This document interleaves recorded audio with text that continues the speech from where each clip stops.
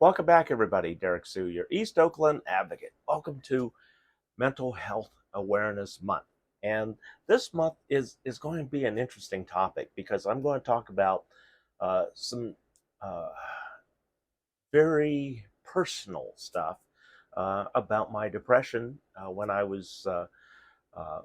first lost all of my money, literally lost all my property, lost my boat, was my cars were being repossessed, and this was all going on in 2008, and it was a contributing factor to my depression that I was diagnosed with once I got back to California, and also uh, that depression uh, led to some very dark areas that I'm going to talk about, and we'll get into that and some of the symptoms and some of the signs that um, I actually exhibited, but because nobody was there to see it, I could exhibit all the symptoms and everything I wanted, and nobody was going to be the least bit concerned. And so that's how I was able to get as far as I did with the suicide that I had. But one of the things that I also want to mention is that mental health uh, um, situations have no boundaries in terms of finances and economics.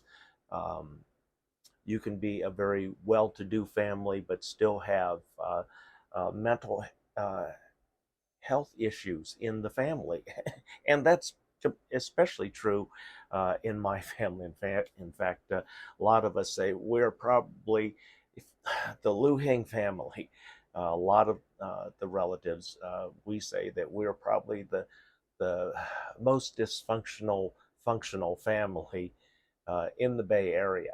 And so that's kind of what we go by because there's a lot of dysfunction in my family. And I'm sure if you look in your family also, there's a lot of dysfunction and a lot of things that come up. And some of it is because of mental illness that could be born into that person. And they can't help those situations. And I certainly had family members that had challenges with learning, also with just basic functions. And then I also had a next door neighbor growing up, Kenny.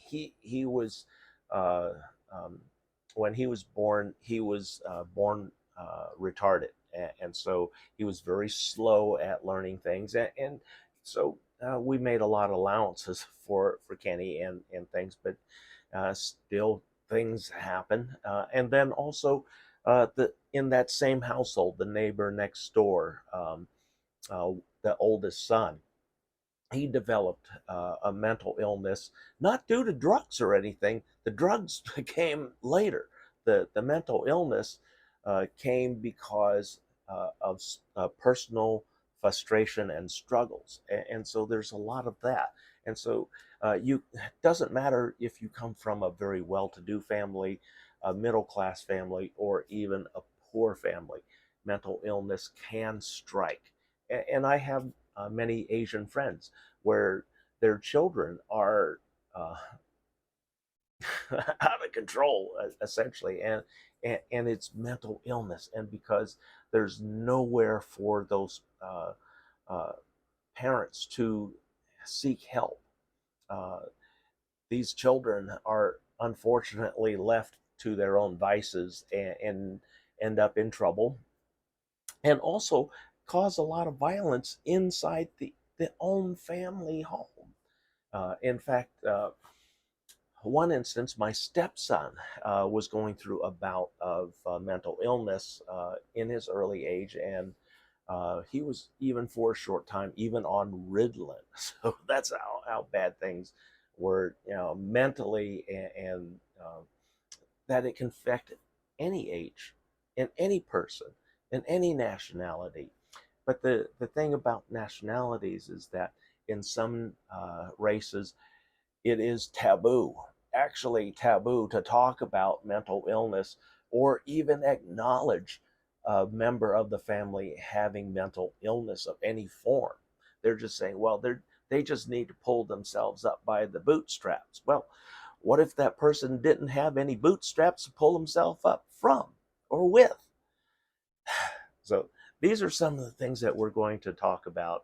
And one of the things that I also want you folks to know is that I grew up, while you saw that I had Chinese mother, Chinese father, I also had a black mother.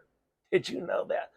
And she, not by blood, but she was there from the time that my mother went back to work when I was age 1, and she stayed in my life and supervising myself and my sister up until I was 15, when I entered into high school. Literally, she left that summer, uh, right after, or actually, she left right after I turned 15. Because it was February. I remember there were several months that there was uh, our nanny, Mrs. Kurtman, did not exist after February of 1975. That's the year I turned 15.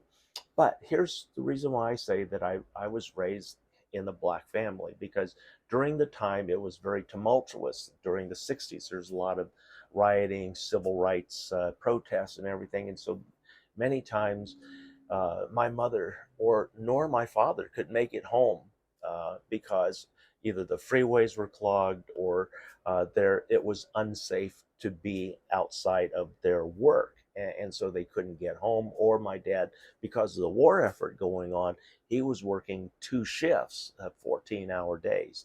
So there were a lot of times that Mrs. Kurtman, our nanny, would take us home with them, and then on the way home, my dad would pick us up from our nanny's home in North Oakland. And it was a predominantly black neighborhood in North Oakland. She lived on, I lived on 42nd Street. She lived on 44th Street. In fact, her address was 844 uh, 44th Street. And so um, we were raised by a black nanny, literally, because my parents weren't there a majority of the time, because either they were working or they were stuck in between the house and work. And so uh, Mrs. Kurtman literally became our second mother. And we literally called her Mother Kurtman, and because that's how close. She spent more time with us than our own mother, our mother and father. And so because we were tied at the hip, we'll say, and she had permission to take us wherever we needed. She also took us to our doctor's appointments, dentist appointments, and anything else that we needed. So she literally was our second mother, Mrs. Kurtman. And so we were immersed in the black community of East Oakland and in North Oakland, especially during the summertime, because that was full time, no school. And so when we get up, Mrs. Kurtman would be there to make our breakfast, make sure that we got clean, and then we stayed out of trouble for most of the day. We weren't allowed to go visit friends or anything, uh, but then if Mrs. Kurtman had to go run errands, or she had doctor's appointments or anything else, she would take us along. And so we met all of her family, and that's why I know so much about the black community, and I have so many African American friends, and I'm very comfortable around the black community because I grew up here. I literally grew up at a time when I watched white flight happen in my neighborhood, where uh, when my parents moved in 1966, the neighborhood was predominantly all white. There was one black family. That was the Williams family, way at the top of the hill. there were two Asian families, the Wongs and the Fongs. The Fongs were up on Delmont. The Wongs were on a few homes up from where our home we ended up purchasing. Eh, But everybody else, the whole neighborhood was white.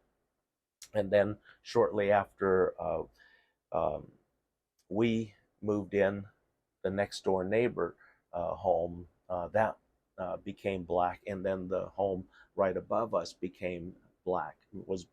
Both were sold, one in 67, one in 68, and so the neighborhood turned black, and so I didn't have many any friends in the white neighborhood to begin with, so that was a mental roadblock there, and one of the hardest mental blocks to get past is that people don't like you.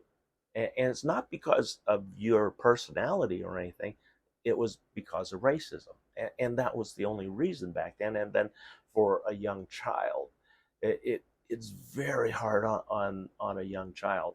And that's why it's important to have all children be able to interact with other children rather than be um, separated out, which I was. And I didn't really gain any friends until the neighborhood really turned to black. But even then, it was very challenging because then you had the neighborhood kids, the new kids trying to establish themselves and not be bullied or anything else. But yet, here I am. I'm still being bullied. Now I just got new bullies, and shortly thereafter, there were challenges. We had dog fights. We had fights between me and neighbors. But then the difference between me and neighbors was that um, once the usually once the fight was settled and the parents calmed down, uh, things would work out, and we became friends. And we had each other's backs, and we started playing together. That was the difference between the white neighborhood and the black neighborhood. The black neighborhoods, accepted me. The white neighborhoods never accepted me. So that was a big difference. And again, for a young child, it's very difficult to accept racism and um, growing up with that. And I saw it all around me because we still had neighborhoods with white covenants, illegal white covenants, and they weren't outlawed until 1974 in the city of Oakland. And one of the last uh, white covenants was right here in deep East Oakland on Picardy Drive, uh, otherwise known as the East Oakland Christmas Lane.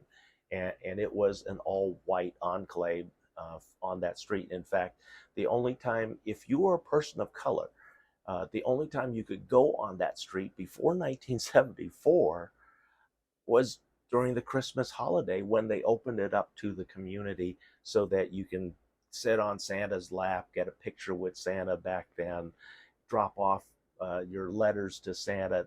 That's what they did back then, and that's the only time uh, that I ever went to Picardy Lane. And I say that because I knew um, a classmate at Frick Junior High who lived on Picardy Drive. And on the weekends, I'm out, riding my bike in the neighborhood, and we meet up. Sometimes, we run into each other at Baskin Robbins, which was the meeting spot for everybody here in the Mills College area, and we ride bikes back. But then once we got to Picardy Drive, my friend said, "Well, you can't come on the street now. We gotta say bye here." And that's just the way it was. And it was, at the time, I didn't think anything of it. I knew it wasn't right, and it weighed heavy on my mind. But then I think back all through my life that I've had a psychiatrist at my side pretty much all the time throughout my life. If it wasn't one of my uncles, aunts, uh, my nanny. Uh, it was other folks that were in and out of my life. My uncles were a very big influence because I come from a family that served in all the wars: World War II, Korean War, Vietnam War, and they're all veterans. They all were uh, highly commended. My father, even as a cook, my dad got a Purple Heart for being injured in the Korean War, and he kept the bullet in his desk that they pried out of his butt. That shot in the movie Forrest Gump got the $1 million hit. Yeah, that was my dad. He got shot in the butt, and he was down for like 3 months when he got back stateside because of that injury. But he kept the bullet, throughout his life, and he always showed it. And it was pretty gross for me because you could still see kind of the flesh and stuff on it and everything. Anyway, mental illness is very serious. It can afflict anybody, anytime, anywhere. And there's a lot of different causes. And you don't even have to be born with it. It can be induced by the environment. And that's one of the things that people are having a hard time accepting. And I say that because the amount of trauma that is inflicted on a person who is forced into homelessness, the trauma within the first 60, 120 to 365 days is the most devastating in a person's life when they first become homeless. Number one, the embarrassment and the shame of losing everything and being evicted or thrown out, and having no means. I mean, that's right there makes you pull back from society, and that weighs very heavily and really starts the dangerous cycle of depression, which can lead into suicide. And we'll be getting into that in a future video. So I'm going to stop it for today, and we're going to pick up right there where we're going to talk about depression. And there's a lot of different things that can bring depression on, and it can be induced through traumas. It can be induced through mental anguish and frustrations, the lack of education. So there's a lot of things that we're going to be talking about here across the rest of May. So stick with me. We'll be right back. Let me know if you have some topics that you would like to talk about also. Thanks for joining me today. We'll be right back.